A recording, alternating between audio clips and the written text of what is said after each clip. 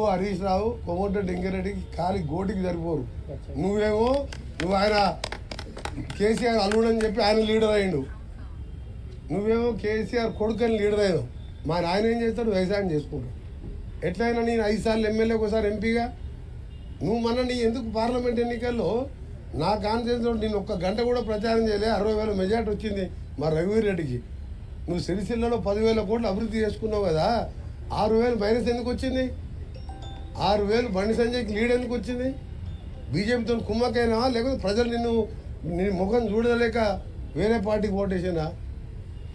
అందుకనే నీ కెపాసిటీ కోమటిరెడ్డి వెంకరెడ్డి పేరు తీసుకునే నైతిక హక్కు లేదు. కోమటిరెడ్డి వెంకరెడ్డి అంటే నీతి నిజాయితీకి మారు పేరు. 30 ఏళ్ళలో ఒక్కసారి నా పేరు వచ్చిందా? ఎక్కడైనా కబ్జాలు చేసి దోసుకున్నాను. నువ్వు ఫార్ములా రేసు, ఈ రేసు గుర్రాలు, బిల్లర్ల గుర్రాలు, ధరణి మీద 2-3 లక్షల కోట్లకి వెళ్తుంది. నీ ఆస్తులన్నీ మొత్తం పక్కాగా బయటపడితే ఒక్కొక్కటి బయటపడి కోర్టుకు పోయి, సుప్రీంకోర్టుకు పోయి కోట్ల రూపాయలు అడ్వకేట్లను పెట్టి నా మీద ఒక చిన్న కేసు అన్న ఉన్నదా? అవినీతి వరకు ఉన్నదా? 3 ఏళ్ళ పదవి వదిలిపెట్టుకున్నాన్ని మీ నాయన దాకా రాజీనామా చేయ, by election, collection, re election, by election.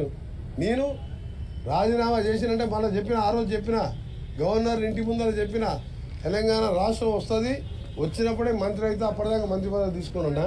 అందుకనే ఆ బచ్చగాల గురించి మాట్లాడకు. నేను ఒకటే చెప్తున్నా, కేటీఆర్ నువ్వు మీ బావ కలిసి మీరు ఆయనని ప్రతిపక్ష నాయకుడిగా వస్తావా రావా నెక్స్ట్ అసెంబ్లీ సెషన్కు, బడ్జెట్ సెషన్కి అడుగు. రాకుంటే నువ్వు హరీష్ రావు కొట్టుకుంటున్నావు, కత్తులు పెట్టుకొని పొడుచుకుంటారు. నాకు కావాలని. ఆయన ఎట్లా వస్తట్లేడు. మా ముఖ్యమంత్రి గారు మొన్న బాగా చెప్పిండు. కొడంగల్ సర్పంచ్ 2 రోజులు ఊళ్ళలోకి రాకపోతే తర్వాత వస్తే రాళ్ళ తీసుకొని ఎడబడతారు సర్పంచ్ ఎమ్మడి. ప్రతిపక్ష నాయకుడు 13 నెలలు అసెంబ్లీకి రాకుండా ఏం చెప్పాలి? అవసరం ఆయనకు ఆ పోస్టు? నువ్వు మీ బావ తీసుకొని కొట్లాడు, అప్పుడు మీకు సమాధానం చెప్తావు. నువ్వు ఎమ్మెల్యేవు, నువ్వు డిప్యూటీ లీడర్ కాదు, నీ కార్యవర్గం లేదు. బీఆర్ఎస్ ఎల్పీ కార్యవర్గం లేని కేటీఆర్ జూనియరు వాళ్ళ ఆయన పేరు చెప్పి ఎమ్మెల్యేలు, ఆయనకు నేను సమాధానం చెప్పా. కేసీఆర్ బహిరంగ చర్చకు వచ్చి సొరంగ మార్గం ఎందుకు పూర్తి చేయలేదు ఆయన నడవను. గంధమల్ల టెండర్ పిలిచి ఆలేరు బాగుపడితే చూడలేక క్యాన్సర్ ఎందుకు చేసినావు?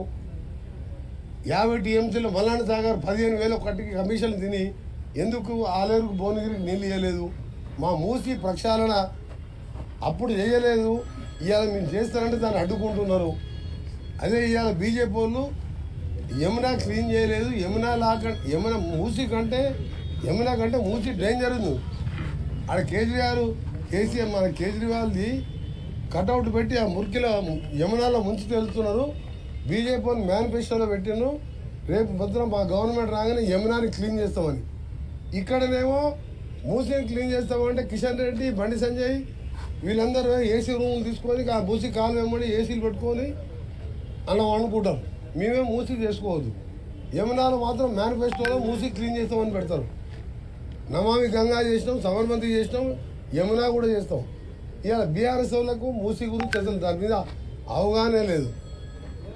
ఫ్లోరైడ్ మూసి అన్ని నాశనం చేస్తేనే 11 సీట్లు దేశంలో ఎక్కడ కూడా అంత మెజార్టీ రాకొని ప్రచారం చేయకుండా మా ఎమ్మెల్యే అభ్యర్థిని గెలిపించినంటే 10 ఏళ్ళు మా జిల్లాని నాశనం చేసినావు. కాబట్టి కేటీఆర్ నీకు మీ నాయనకు మా నల్గొండ ప్రజల ఉసురు తగిలే పాపం పండి మీరు పోయిను. ఎంతసేపు తిట్టిపిస్తారని ఆయన పనికినాలను తిడితే కూడా టైం వేస్ట్ కదా. మళ్ళీ రోజు తిడితే మళ్ళీ పోయి ప్రెస్ చేసుకోవాలి.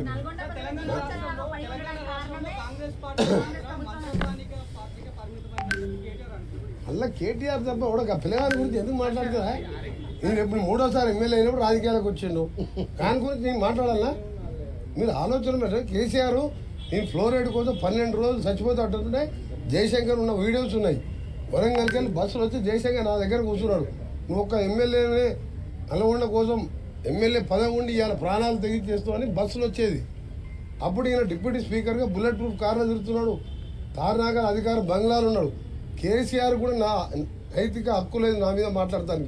ఈ బచ్చాయంతా అప్పుడు అమెరికాలో నౌకరు చేసుకుంటున్నాడు. రామలింగరాజు కొడుకెమ్మడి తిరుగుతున్నాడు అమెరికాలో.